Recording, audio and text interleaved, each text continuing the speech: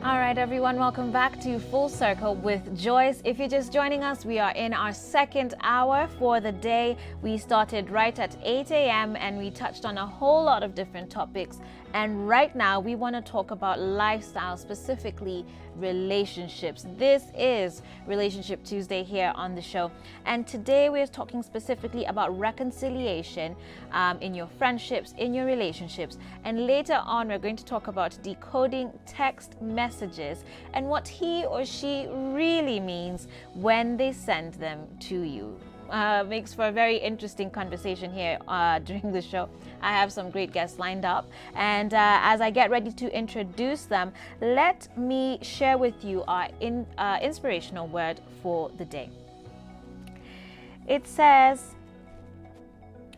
I think for any relationship to be successful, there needs to be loving communication, appreciation, and understanding.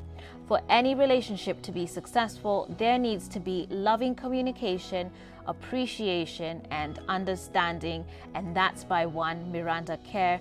And certainly I would agree with that 100%. You definitely need to be communicating. Appreciation is also important, and it's one of those things we kind of tend to forget as you go on in a relationship and you've been there a while. Mnaanza kuzoeana, but it's important to still appreciate one another and, of course, be very understanding of one another. Remembering you're two different people from two different backgrounds brought together by love and friendship. So be mindful, be mindful. But with that said, let me introduce my very first guest today. He's not a stranger to us. This is Victor Salamba, who is a relationship coach. Karibu sana to the show. Thanks so much. As we talk about reconciliation in friendships and relationships. Now, ending a friendship or a relationship can be extremely difficult. I don't know how many of you have gone through a heartbreak or just a relationship, a friendship that didn't go too well, and you've grown apart. But disagreement between two people can take a longer time for reconciliation, depending on the nature of the argument and the length and depth of the friendship. And so today we're asking why it's so difficult to reconcile, and when is it time to walk away from a situation. I'd love to hear your thoughts on this. 22999 is the SMS line. You can also reach me on our social media platforms at Switch TV Kenya on Facebook and Twitter, and at Switch TV KE on Instagram. Get texting away. I'll be reading those out shortly. So Victor, karibu tena to the show. Thanks so much. Now, what is it that stands in the way of reconciliation between parties? Pride. It's as simple as just pride, because we always want, we always never want to look weak or vulnerable. Yeah. And I think there are many times just to cross over and say, okay, fine, let's work this through. You always feel that mimi ndo nimekosewa, so I will not move. But can you kweli ni wewe umekosewa?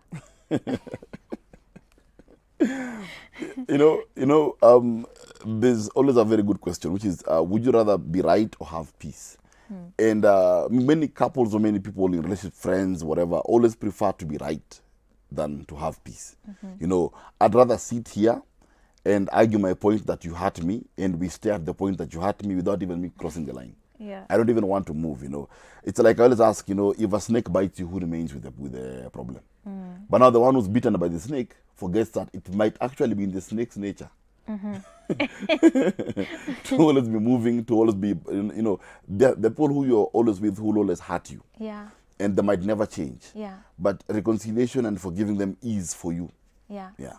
Okay. Reconciliation and forgiveness is actually for yourself. And, sometimes we have to remind ourselves of why we're in that relationship, I guess, in the first place, and what it was in that person that we saw initially and really were attracted to or really cared about, particularly when things get really, really tough. Yeah. How do you keep reminding yourself of that and staying mindful that, this is a completely different person, their own personality and everything? How do you sort of work out your relationship so that you're not just building these things up that I think most times watu wanafikiwa tu hapo wanasema I'm done and that's when they want to walk out? The question is always, what were the foundations? What to you is a deal breaker for you? you know. Because many times I've always said, you always get into relationships, screensavers, let me say that, you know. Relationship screensavers. Yeah, whereby, you know, you meet someone on a Friday afternoon and they're very good and they're smiling and they're good, but the gorilla is waiting somewhere to come out. And once there's commitment, then this gorilla comes out. Okay. And if you're looking for what is it that I really fell for in this person, even you don't know, you know. Even someone asks you, okay, I don't know why I'm with them. I can't even tell you. It's because you met the screensaver. You didn't know, you didn't look for the red flags. You ignored every red flag. And now you're with them, and now you're stuck with them. So I think what keeps us at times, and maybe at times it's also good that if at all the relationship began from a place of friendship and there were no screensavers, it's easy to know what to fight for. Yeah. Some people have nothing to fight for. Yeah. And what happens though when, say you're in a relationship with someone, but they develop issues, certain problems or vices in their lives? It could be an alcohol problem, it could be a drug problem, it could be suddenly they're just promiscuous and have multiple partners across town. What do you do in that situation? How do you fight back for your relationship? How do you reconcile when this person is hurting you? There are a few things that, to me, I believe that are complete deal breakers. First of all is, once the relationship loses respect in whatever this person is doing, then that is the end. Because a relationship absent of respect is a hostile, I can call it a hostile agreement, you know, because there's no more respect. At times, even in case, I'll use the example of promiscuity, maybe, you know, you're married to someone or you're dating someone who happens to be a universal charger, you know, and and for some reason A universal charger. yes, this person, you know, and Okay. and that quest, you know, this person keeps on doing it. I hope you guys have fought. Come Tashika next relationship Tuesday. Okay. Yeah, you know, and this person has this tendency, you know, and they're always moving out. And it's come to a place where now there's no more respect in it, you know. This person is not trying to show that they're remorseful. They don't want to change. In fact, their accomplice, you know, is calling you, insulting you, such like things. At that point, now you draw the line. You realize here there is no more respect. I am losing myself. How do I now continue to fight for something? Yet the person I'm fighting for is actually killing me. You know, it's easier to fight for someone who's trying to cooperate. Yeah. It's easier to fight for an alcoholic spouse who says, you know, me, I have a problem, I need help, than one who is doing it in your face, you know, saying bad things to you, beating you through the process. Once respect is gone for me, I don't think there's anything to fight for there. Yeah. Have you seen any relationships sort of recover from that level of disrespect? Is it possible? It's very difficult. It's very difficult because once respect is gone, it means the person no longer views you as a human being. And the sad thing is that with that, the more they do that, the more you want to be them. Yeah. Yeah. Because so what is that about? Why is it that when someone is abused, because a lot of abuse victims have actually said that in that moment they are almost more endeared to the person. What is that about? That when someone is not treating you well, you almost want to stay, as you're saying? Because whenever a relationship fails, you have failed. And that's what our subconscious tells us. So you want to fight for it. You know, you actually believe that, you know, stop blaming yourself. Yeah, I don't want to fail. You know, let me work. Maybe I'm the only one. Then you turn your partner into a project. Whereby now you're saying, now I am Jesus, and let me try and fix you. You know, and start working towards fixing them. But in fixing them, they are breaking you. And this is where it becomes difficult now, because now it's no longer even reconciliation. It's not working towards anything. You're just dying slowly and turn the person into a project. Yeah. Okay. All right. Well, let's talk about this other issue. We live in a day and age where there's so many single parents. Yeah. And then there's a child caught up in between the mess, right? And it is the child's right to grow up with loving parents, both a mother and a father. And so how do you fix relationships with someone you have a child with? Okay, and what would you advise about that? Is it possible to co-parent without bitterness to the other person, particularly when they remarry or whatever, they move on with someone else? But particularly for those who are single parents and are watching this right now, and maybe they were jilted in their relationship. But you want the best for your kid, which means allowing them to see their other parent. It's always important to separate issues. There are two different offices here. You know, you are a mother, and you know, first of all, you are a wife, then a mother, right? I am a husband, then I am a father. Those are two different offices. Yeah, they don't intercross, two separate ones, because I can fail as a husband, but make a very good father. Yeah. Yeah. And the problem that happens that now we normally carry the blame now. You think that because this person hurt me, then they'll hurt my child, you know? So you hear that, oh, you know, I don't want them to go through what I went through with their father. But the truth is that It's a you... different relationship. Yeah, you are dating the guy. Yeah. Yeah. So, and he was a screensaver to you. To the child, the guy wasn't asking. You know, the guy was actually the father. And if at all the guy really wants to be there, or the woman wants to be there, allow them. I always say this: give them a chance to fail. Give them a chance to fail. Okay. Don't assume that they'll fail. No. If this guy says, "I'll come pick my daughter up at 4," you know this person lies. They have never said the truth in their entire life. Don't tell the child that your father will lie. Just tell the child, prepare. Haki bathe. Wait for him. He's Yeah. coming. Yeah. Yeah. Knowing very well that this guy, if he comes up, that's a whole new story. But you wait because you're allowing him to fail. You are allowing her to fail. Allow that relationship to work, to be independent. You allow them to fail, but that hurts the kid in the process. The child will make a decision and say, this is how my dad is, or this is how my mom is. We shouldn't assume that our kids are not that intelligent. Yeah. Because when you steal them from it, they will never grow. Now at 18, the child will turn on you and say, where's my dad?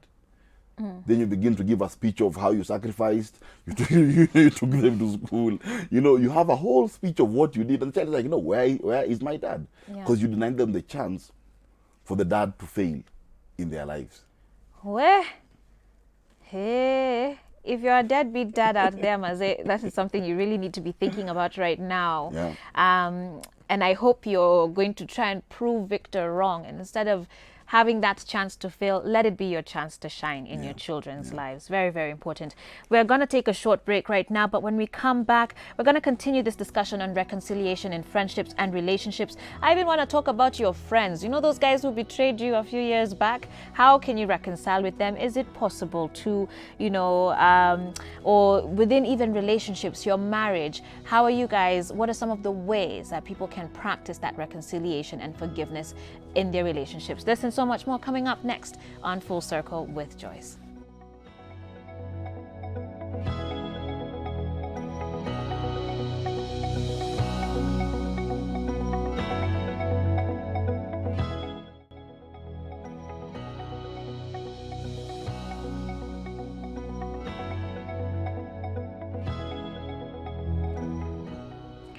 All right, welcome back to Full Circle with Joyce. I'm here with Victor Salamba, and we're talking about reconciliation in friendships and relationships this Tuesday. Of course, you can send in your feedback to 22999, and you can also reach us on our social media platforms at Switch TV Kenya on Facebook and Twitter, and at Switch TV KE on Instagram. The hashtag is Full Circle with Joyce.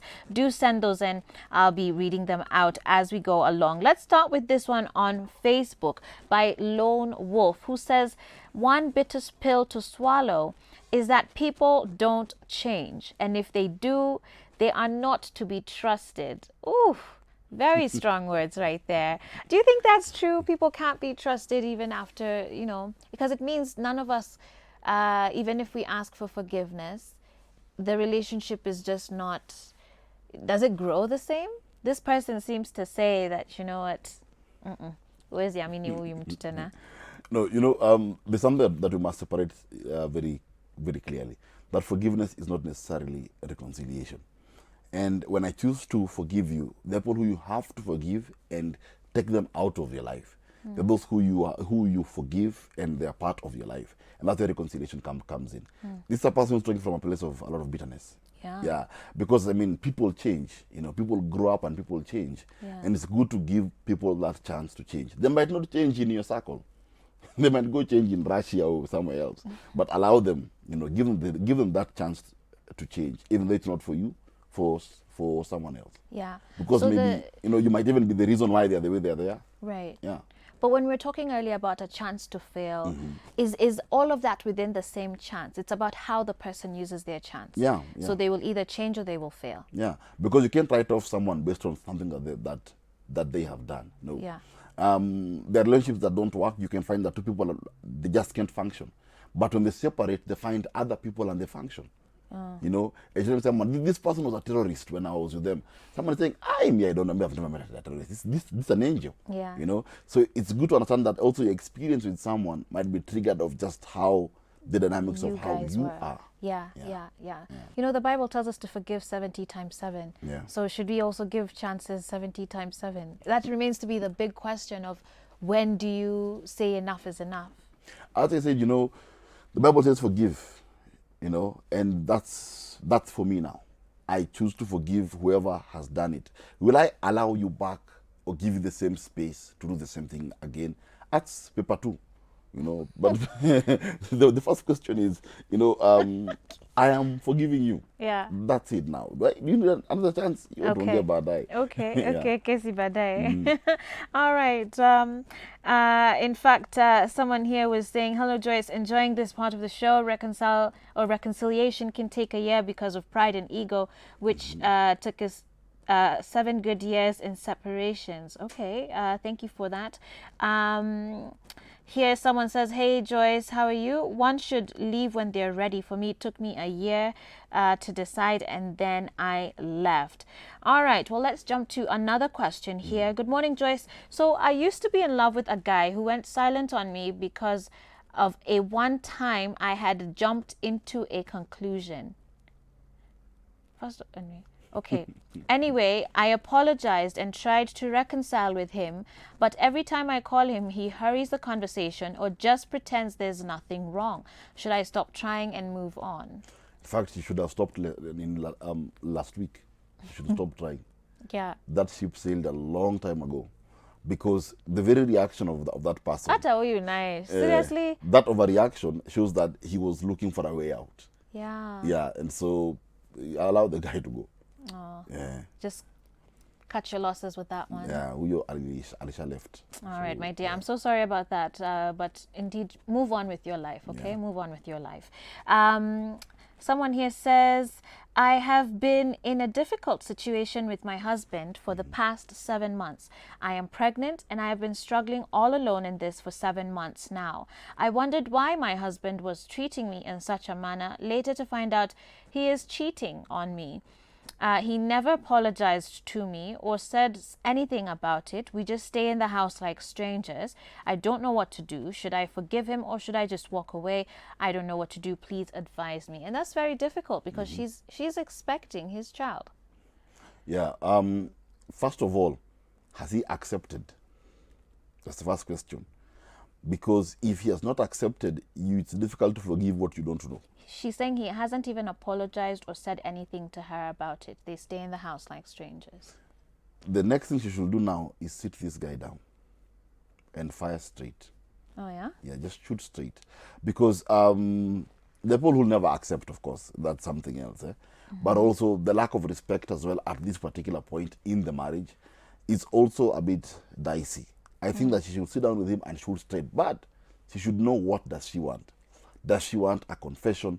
Does she want him to be remorseful? Does she want him to change? She should ask him, where am I with you? That's the question that she should ask. Where am I with you? Because it's easy to forgive someone who wants to reconcile instead of forgiving someone who wants to go. Yeah. Wow. All right, my dear. Hopefully that helps you out. You do need to sit him down. You know, at the very least, he needs to respect you. Yeah. You're carrying his child. And that should not be acceptable. All right. So, hello, Joyce. Reconciliation is a good thing for sure. Only that time is a factor to be considered. If something caused you to drift apart, it must have been intense. My take, therefore, is that this is from experience. One should walk away, take time to heal the wound, or give the other party time to recover as well. Reconciling will be much easier later than immediately, depending on the damage. Swallow your pride, accept faults, move on. That's Florence Allen watching us from Imara Daima. Do you agree with that? You know, and is there a risk that if you separate and move on and then say you're going to come back, could that ship have already sailed? And when we're talking about reconciliation, is there sort of a standard time frame that we're talking about? The first mistake that we always make is, what is the culture of the relationship when it comes to conflict? Each marriage must have a culture of conflict. Yeah. How do you deal with so you can find that something can happen today and we drift apart, not because of today, because of last week and the week after. We have been keeping things in stock. So how have we been dealing with things? Then secondly, this time that you're taking to heal, is it in the open? Or have I decided as Victor, hey, me, I'm thinking I need 6 months to go and heal. When I come back after 6 months, I didn't give my wife the memo, but I'm taking a break for 6 months to rethink how she thinks the guy has gone. Oh, well, yeah, too. So it's good to be clear that, are we taking a break to heal and thereafter we come back and reconcile, or are we taking a break to heal and see what happens thereafter? But is that safe? A lot of people say we're taking a break.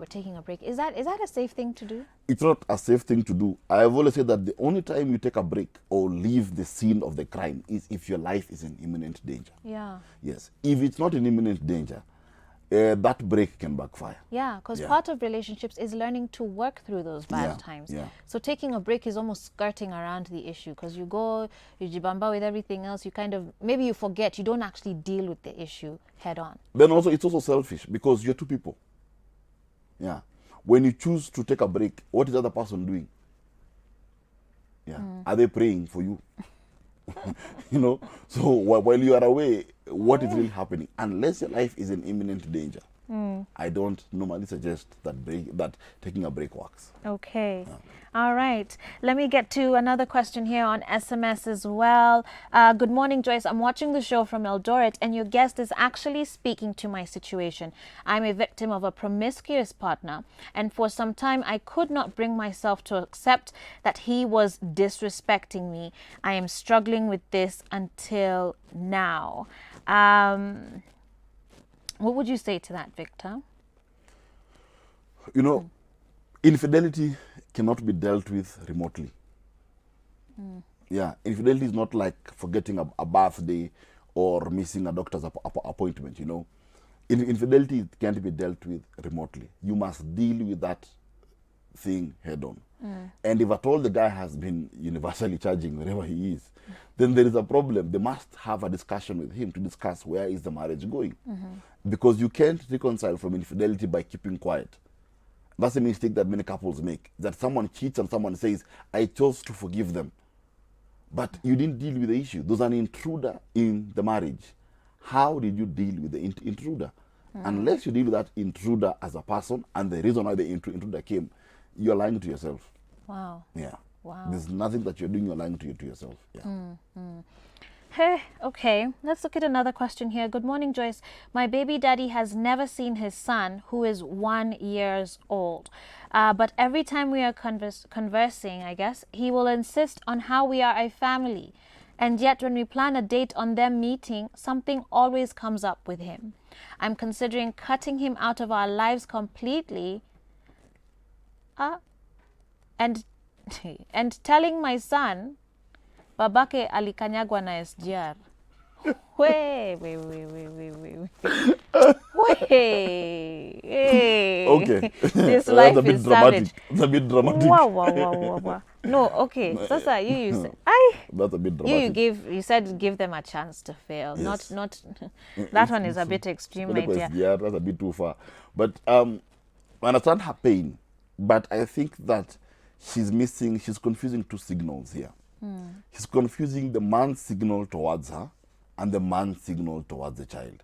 She's mixing two signals here. This guy wants a relationship with the child, doesn't want her with that package. Her, in her conversation, she believes that they are one package. Yeah. So she believes that if he comes to see the son, then we are being a family. And he's trying to show her in a very nice way that I just want The son is my family. Yeah, it's not her. So she's mixing two signals here. Wow. And I think that she should quickly decide to think and know that me and him, we are done. So let him pursue his relationship with his son. Let him ask to see his son. Don't suggest anything. Yeah. Don't hint at anything, but don't tell the sun that Yeah, no. Jamal Kungone eyes. Yeah, and we're not trivializing your pain or your issue, Yeah. but also for the sake of your son, don't say that. All right. Well, let's talk, Victor, then about how to actually reconcile. What are some of the steps that one can look to when they're trying to reconcile a relationship? There are a few things that I normally call for. First of all, is when you're bringing up any issue, Okay. it must be clear about what you want. Yes. During any form of conflict, be task oriented. Okay. What are you looking for? Are you looking for an apology? Are you looking for a confession? Do you just want to vent? The problem is that we never know what we want when we start any form of reconciliation. We just start, and it's important to know that if I'm looking for you to say sorry, when you say sorry, I will know you said sorry, and I'll stop at there. Yeah. The problem is that we normally start without knowing. Okay. Yeah, what we want. So what do you want? Okay. First things first. Secondly, also, always try to find a way to disarm and de-escalate the other person. Always disarm and you know, if you're a man coming home and you know you made a mistake and your wife is waiting for you, disarm her. Yes. Buy some flowers. Yeah. Yes. Do something that tries to disarm. You are a lady trying to talk to your husband about something serious. Disarm the fellow. If the guy likes chicken, make some chicken. Yeah.